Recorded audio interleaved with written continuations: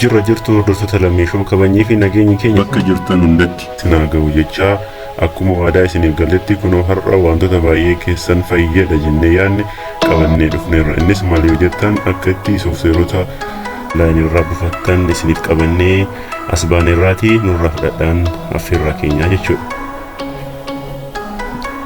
Yeroo baay'ee akkuma beeknu soofteeriin tokko maanuwaalii search goonee argachuu hin dandeenyu. Kanaafuu soofteerota kana buufachuuf saayitoota armaan gadii kana fayyadamtanii soofteerii barbaadan buufachuu dandeessu.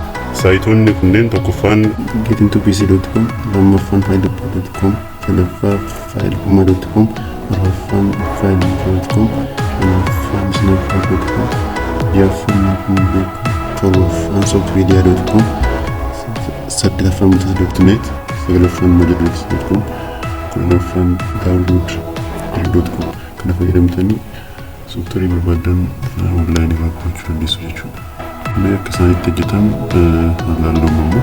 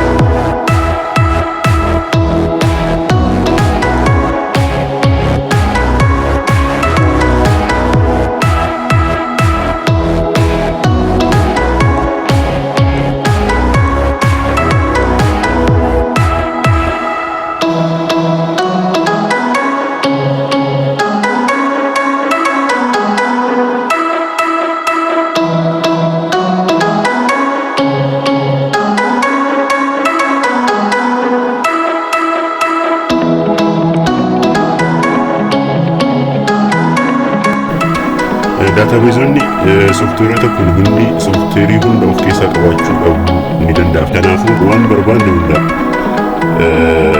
yoo saayitii yookiin fuula tokko keessaa dhabne fuula yookiin saayitii biraa seennee goonee buufachuu dandeenya jechuudha.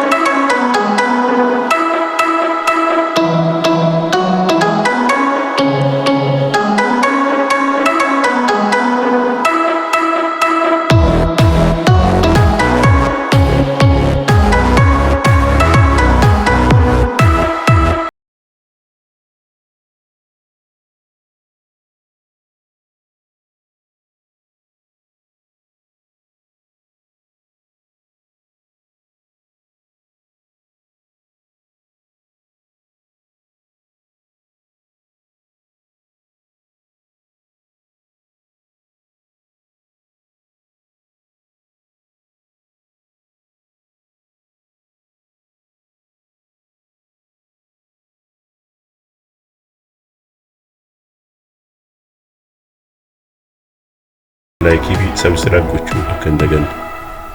Viidiyoo kanarraa barumsa akka argattan abdii guddaa qabna. Horaa bulaa deebanaa.